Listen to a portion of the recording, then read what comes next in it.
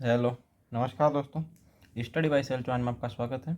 आज हम शुरू करते हैं एक बहुत ही शानदार बायोलॉजी। क्या बायोलॉजी पढ़ेंगे, उसमें भी क्या पढ़ेंगे, ब्लड यानी कि रक्त। क्या पढ़ेंगे, रक्त। इसके एमसीक्यू करेंगे और कुछ मतलब उससे रिलेटेड थ्योरी भी पढ़ेंगे, है ना। तो बिना देरी करते हुए शुरू करते हैं।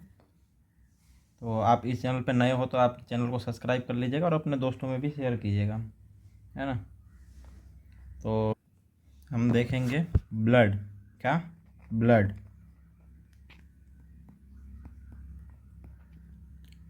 कितने प्रकार का होता है, तो दो प्रकार का। कौन कौन सा, तो पहला तो होता है द्रव यानी कि द्रवीय ब्लड, और दूसरा ठोस द्रव।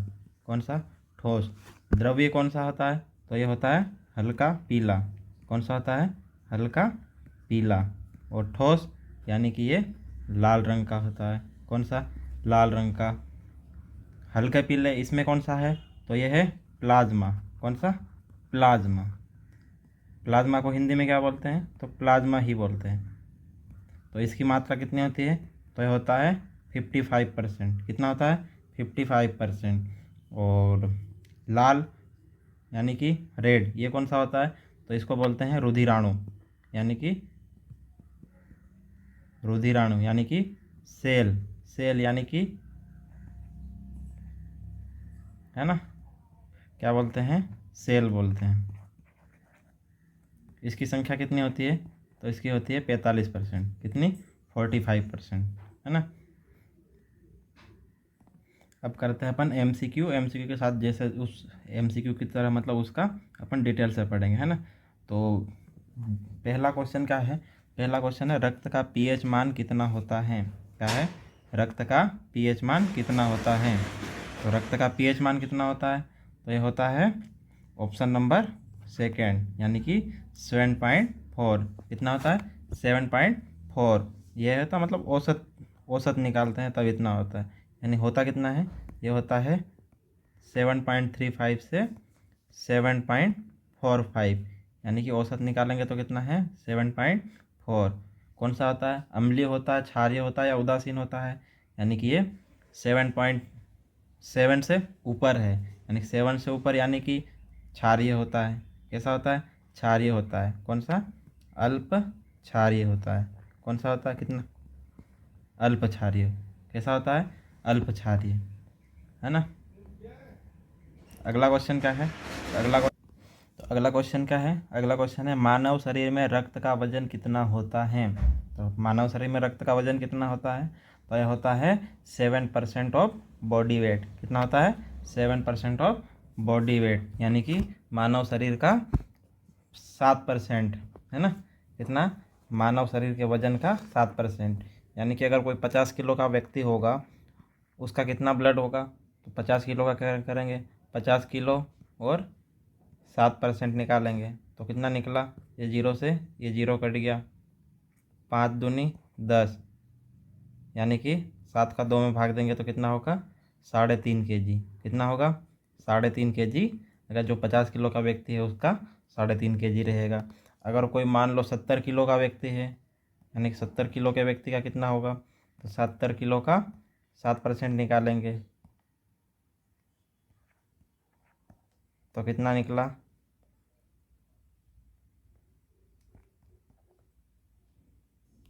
4.9 kg। कितना निकला, 4.9 kg। यानी कि अगर कोई 70 kg का इंसान है तो उसका ब्लड कितना होगा, तो 4.9 kg। अगर 50 किलो का है तो 3.5 kg, है ना। तो कितना होता है, 7% ऑफ बॉडी वेट। कितना होता है, 7% ऑफ बॉडी वेट, है ना। अगला क्वेश्चन क्या है, तो अगला क्वेश्चन है रक्त में थक्का बनने से रोकता है। तो रक्त में थक्का बनने से कौन रोकता है, तो यह है हिपेरिन।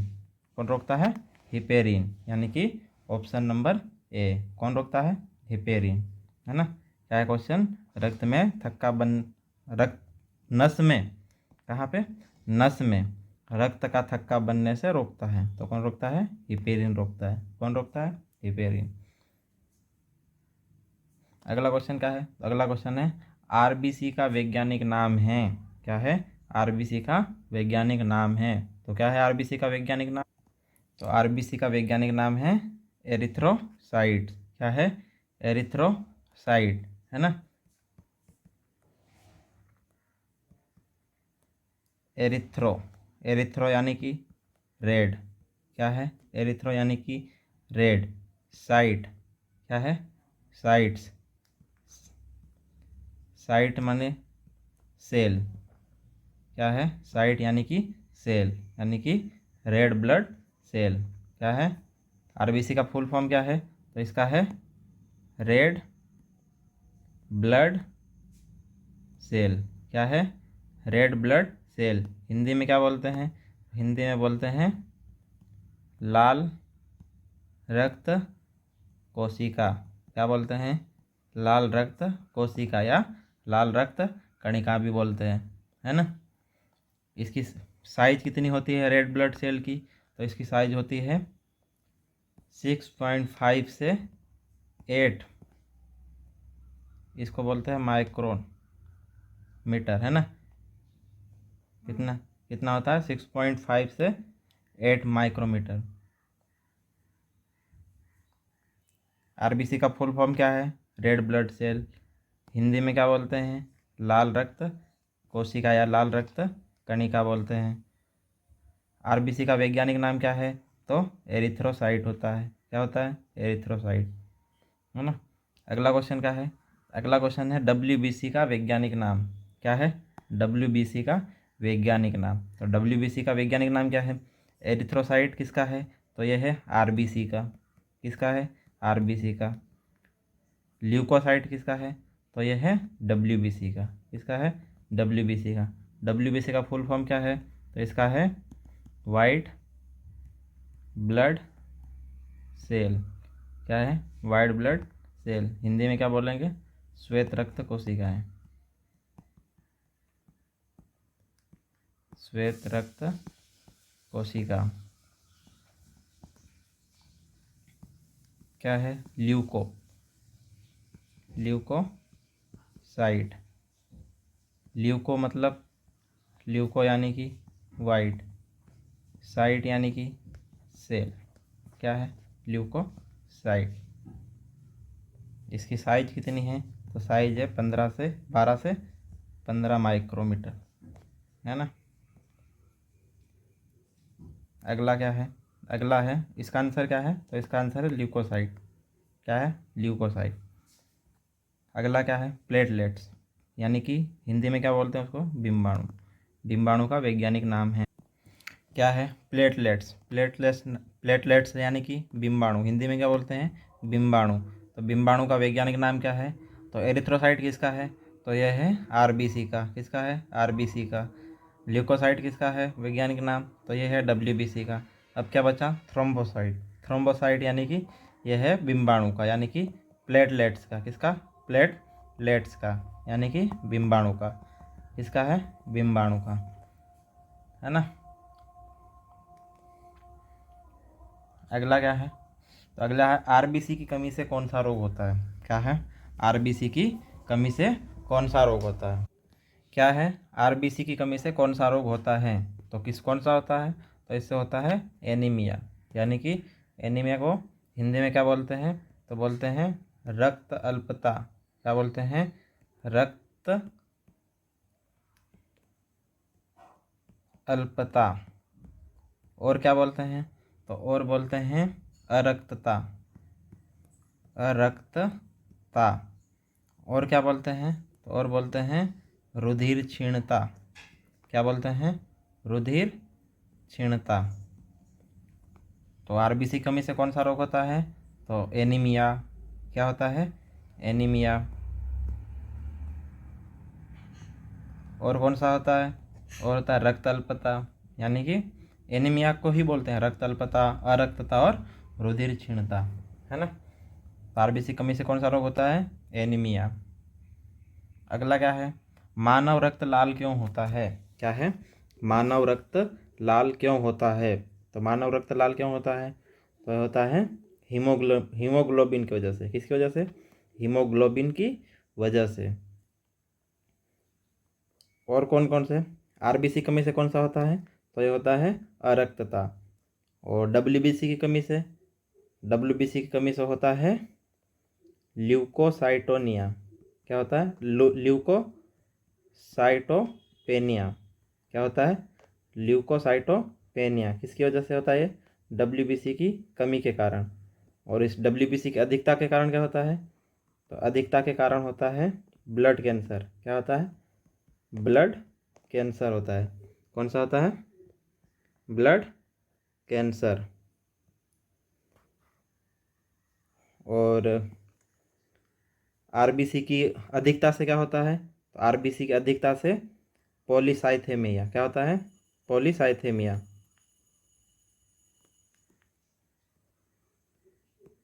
पॉलीसाइथेमिया होता है। किससे होता है? आरबीसी की अधिकता से। और कमी से एनीमिया। डब्ल्यूबीसी की कमी से क्या होता है? तो कमी से होता है ल्यूकोसाइटोपेनिया। डब्ल्यूबीसी की कमी से क्या होता है? ल्यूकोसाइटोपेनिया। और डब्ल्यूबीसी की अधिकता से क्या होता है? ब्लड कैंसर होता है ना? क्या होता है? Blood cancer. और बिम्बाणु की कमी से, तो बिम्बाणु की कमी से लिख देता हूँ ना, एक मिनट, ये पूरा दूसरे पेज पे लिख देता हूँ मैं। तो क्या होता है? आरबीसी कमी से क्या होता है? एनीमिया या अरक्तता। क्या होता है? एनीमिया या अरक्तता या रक्त अल्पता या रुधिर क्षीणता। आरबीसी की अधिकता से क्या होता है? पॉलीसाइथेमिया। और डब्ल्यूबीसी की कमी से क्या होता है? तो ल्यूकोसाइटोपेनिया। डब्ल्यूबीसी की कमी से पहचानना क्या है? डब्ल्यूबीसी का वैज्ञानिक नाम क्या है? तो वैज्ञानिक नाम क्या है? ल्यूकोसाइट। यानी कि ल्यूको से ही रोग होगा। क्या है? ल्यूकोसाइटोपेनिया। डब्ल्यूबीसी की अधिकता से कौन सा होता है? तो इसमें भी है क्या? ल्यूके, यानी कि ल्यूकेमिया होता है। कौन सा होता है? ल्यूकेमिया। बिम्बाणु की कमी से क्या होता है? ब्लीडिंग। क्या होती है? ब्लीडिंग, यानी कि रक्त स्त्राव होता है। क्या होता है? रक्त स्त्राव। और बिम्बाणु की अधिकता से थ्रोम्बोसिस। क्या होता है? थ्रोम्बोसिस, है ना? अगला क्वेश्चन क्या है? अगला क्वेश्चन है मानव रक्त लाल क्यों होता है? तो क्यों होता है? हीमोग्लोबिन की वजह से। किसकी वजह से? हीमोग्लोबिन की वजह से। हीमोग्लोबिन की वजह से। हीमो यानी कि आयरन, और ग्लोबिन यानी कि प्रोटीन। हीमो यानी कि आयरन, ग्लोबिन यानी प्रोटीन, है ना? आयरन और प्रोटीन की कमी की वजह से क्या होता है? अगला क्वेश्चन क्या है? हीमोग्लोबिन की कमी से कौन सा रोग होता है? तो हीमोग्लोबिन की कमी से कौन सा रोग होता है? तो ये होता है अरक्तता। कौन सा होता है? अरक्तता, यानी कि एनीमिया। कौन सा होता है? एनीमिया, यानी कि अरक्तता, यानी कि रक्त अल्पता। क्या? रक्त अल्पता, है ना? किसकी कमी से? हीमोग्लोबिन की कमी से। अगला क्वेश्चन क्या है? अगला क्वेश्चन है हीमोग्लोबिन की केंद्र धातु कौन सी है? क्या है? हीमोग्लोबिन की केंद्र धातु कौन सी है? तो कौन सी है? आयरन। कौन सी है? आयरन। रक्त के अध्ययन को क्या कहते हैं? रक्त के अध्ययन, यानी कि स्टडी ऑफ ब्लड। क्या है? स्टडी ऑफ ब्लड को क्या कहते हैं? इसे कहते हैं हेमेटोलॉजी। क्या कहते हैं? हेमेटोलॉजी।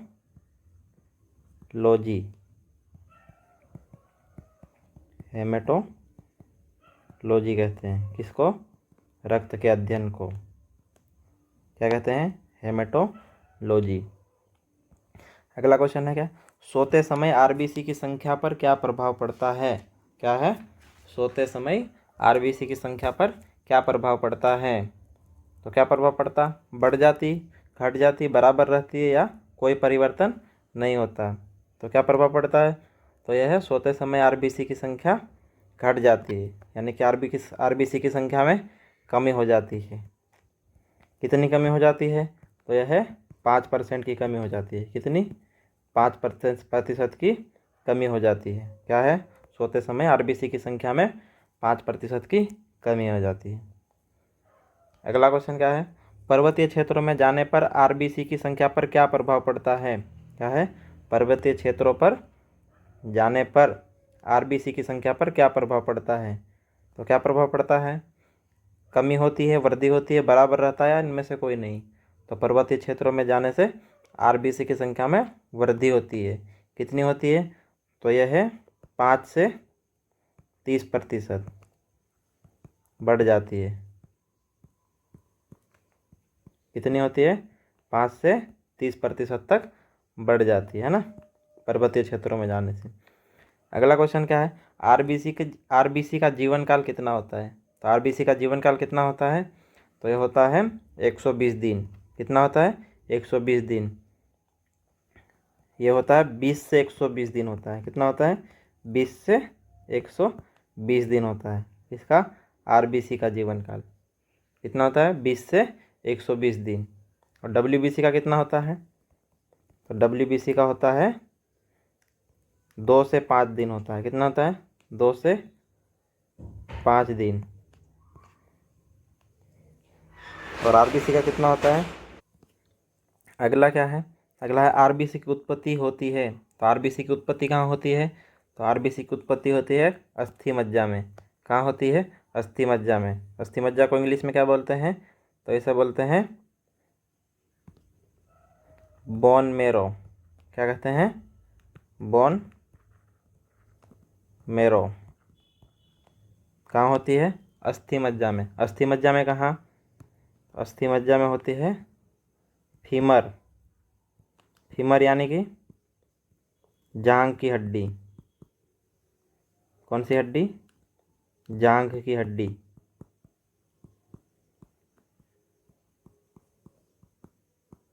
और होती है बैकबोन यानी कि रीढ़ की हड्डी, है ना। आरबीसी की उत्पत्ति कहाँ होती है? अस्थि मज्जा में। अस्थि मज्जा में कहाँ? तो फीमर और बैकबोन, जांघ की हड्डी और रीढ़ की हड्डी में, है ना। ये का मतलब यानी कि बोले तो सबसे बड़ी हड्डी। कौन सी? लंबी हड्डी में।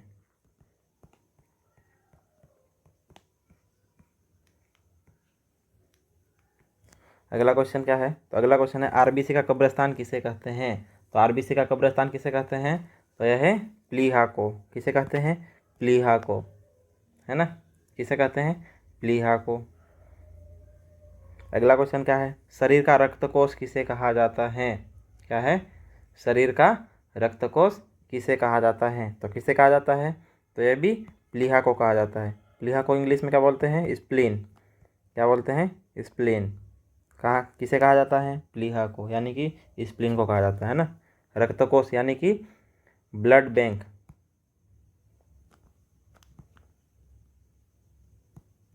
Blood bank of body. क्या है? ब्लड बैंक ऑफ बॉडी यानी कि शरीर का रक्तकोष किसे कहा जाता है? तो किसे कहा जाता है? स्प्लीन को, यानी कि प्लीहा को। अगला क्वेश्चन क्या है? अगला क्वेश्चन है शरीर का सैनिक यानी कि शरीर का सैनिक या रक्षक किसे कहा जाता है? इंग्लिश में क्या बोलेंगे? सोल्जर ऑफ बॉडी या बॉडीगार्ड। बॉडीगार्ड ऑफ बॉडी किसे कहा जाता है? तो किसे कहा जाता है? तो यह डब्ल्यूबीसी को कहा जाता है। किसे कहा जाता है? डब्ल्यूबीसी को, है ना।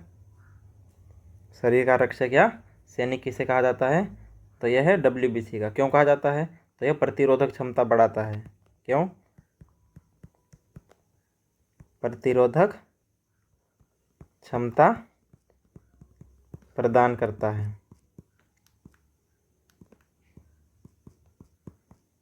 इसलिए क्या कहा जाता है? शरीर का सैनिक या रक्षक, सोल्जर ऑफ बॉडी या बॉडीगार्ड ऑफ बॉडी।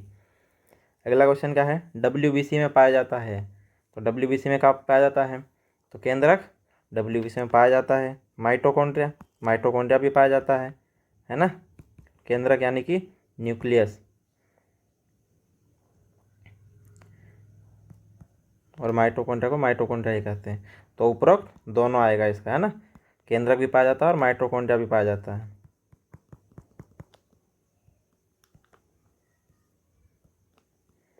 दोनों पाए जाते हैं, है ना। क्या क्या, आरबीसी में या डब्ल्यूबीसी में क्या है, केंद्रक और माइटोकॉन्ड्रिया पाए जाते हैं, और आरबीसी में दोनों नहीं पाए जाते हैं। अगला क्वेश्चन क्या है, हिस्टामिन रसायन कौन बनाता है? क्या है, हिस्टामिन रसायन कौन बनाता है? तो कौन बनाता है, बेसोफिल, इजिनोफिल या न्यूट्रोफिल या उपरोक्त सभी, कौन बनाता है? तो हिस्टामिन रसायन कौन बनाता है? तो यह बेसोफिल बनाता है। कौन बनाता है? बेसोफिल बनाता है।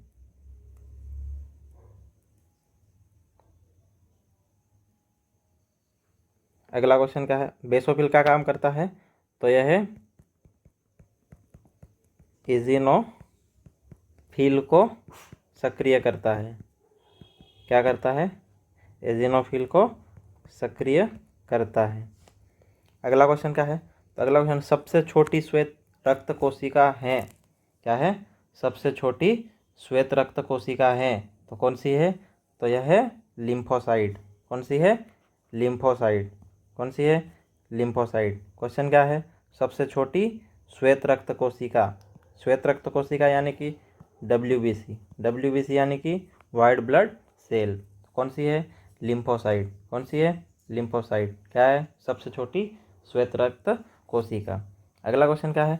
अगला क्वेश्चन है, टीकाकरण के पितामह कौन है? क्या है? टीकाकरण के पितामह कौन है? पितामह यानी कि जनक। क्या है? टीकाकरण के जनक कौन है? यानी कि फादर ऑफ वैक्सीनेशन। क्या है? Father of vaccination. तो कौन है? तो यह है एडवर्ड जेनर। कौन है? Edward Jenner.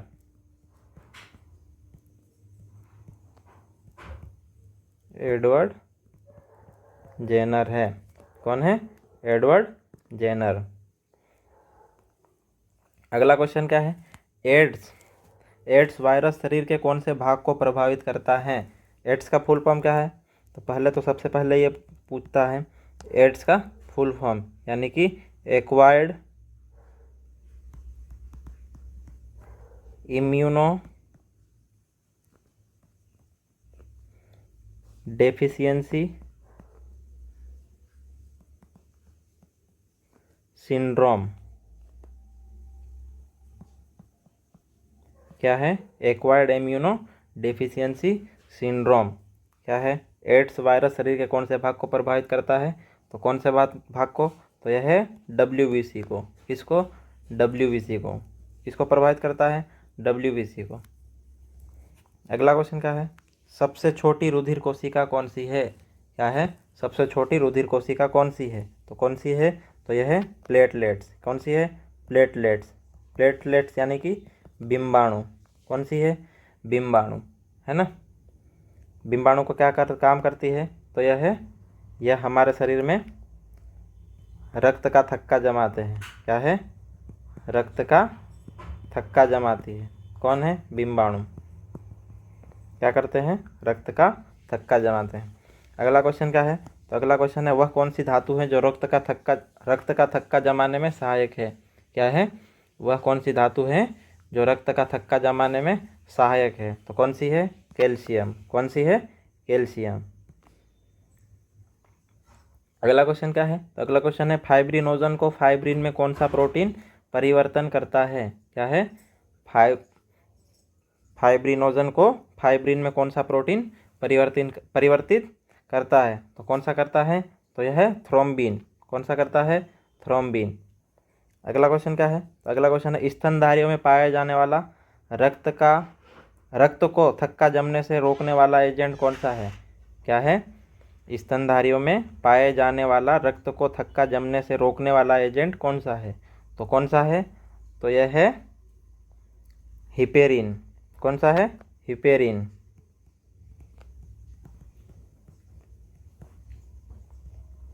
अगला क्वेश्चन क्या है, तो अगला क्वेश्चन है रक्त समूह की खोज किसने की थी। तो रक्त समूह की खोज किसने की थी, तो यह है कार्ल लैंडस्टीनर ने। किसने की थी, कार्ल लैंडस्टीनर ने। एडवर्ड जेनर ने कौन की क्या किया था, तो यह है पितामह है किसके, वैक्सीनेशन के। किसके हैं, वैक्सीनेशन के पितामह। अगला क्वेश्चन क्या है, RH फैक्टर की खोज किसने की थी। क्या है, RH फैक्टर की खोज किसने की थी, तो किसने की थी, तो यह है लैंडस्टीनर और विनर ने की थी। किसने की थी, लैंडस्टीनर और विनर ने की थी, है ना। Land Steiner and winner. अगला क्वेश्चन क्या है, अगला क्वेश्चन है सर्वग्राही यानी कि यूनिवर्सल एक्सेप्टर कौन है। तो कौन है यूनिवर्सल एक्सेप्टर, तो यह है AB पॉजिटिव। कौन है, AB पॉजिटिव।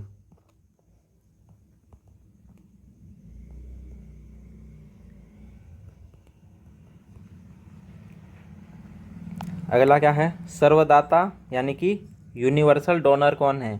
तो यूनिवर्सल डोनर कौन है, तो यह है O नेगेटिव। कौन है, O नेगेटिव।